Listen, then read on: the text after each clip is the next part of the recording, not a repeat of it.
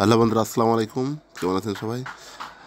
ইফতারের দিন অনেক কষ্ট, কারণ হাঁড়িগুলো নিতে হবে। যে চুলা, 3টা চুলা, এই যে 3টা হাঁড়ি মসজিদের দরজার সামনে একা একা বের করছি। 3টা হাঁড়ি নেওয়ার পর এবার খুন্তি বের করতে হবে। খুন্তি, এই যে খুন্তি, 2টা খুন্তি লাগবে, 2টা খুন্তি বাইরে নিলাম। এরপর মশলা বাটা যে বাটনা, সেই বাটনা নিতে হবে। অনেক ওজন এই বাটনাটার।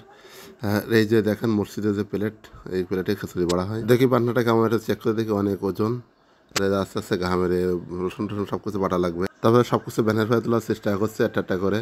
এই যে খুন্তি, হাঁড়ি, চুলা। আমাদের শরীফুল ভাই কিন্তু একটা করে সব বয়ে নিয়ে গাড়ির ভাড়া তুলছে। যে দেখেন একটা করে সব নিয়ে যাচ্ছে গাড়ির ভাড়া। শরীফুলের সাথে সাথে আমি কিন্তু মোবাইল ধরে কাজ করছি। এদের খুঁতে নিয়ে যাচ্ছে, চুলার একটু আগায় দিলাম, সব কিছু ওর সাথে কাজ করে যাচ্ছে। তারপরে একটু ছোটো ছোটো করে ভিডিও করছি। সব কিছু তোলা শেষ, এরপরে বাদাবাদির কাজও শেষ। এখন যাইতে হবে মেজর স্যার বাড়ি, সেখানে রান্নাবান্নার ব্যবস্থা করা হয়েছে।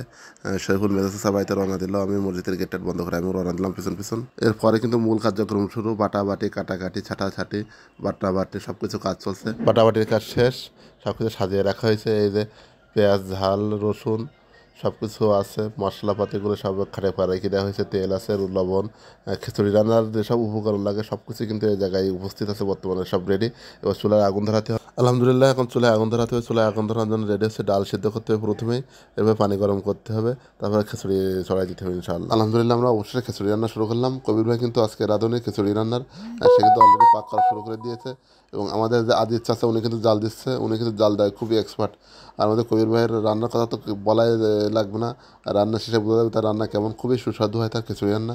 এই যে চাল কিন্তু এখন ভাজা হচ্ছে, এই চাল ভাজার পরে কিন্তু পানি দেওয়া হবে। পানি দেওয়ার পরে কিন্তু এই যে দেখতে পাচ্ছেন যে ডাউল রাখা, এই ডাউল কিন্তু খিচুড়িতে পানি শেষে দেওয়া হবে। এবং অবশ্যই আধা ঘন্টা 40 মিনিট চুলায় জাল দেওয়ার পরে কিন্তু এই রান্নাবান্না কমপ্লিট হবে। রান্নাবান্না শেষ, খিচুড়ি নিয়ে আসলাম মসজিদে, এবার বাড়ার পালা।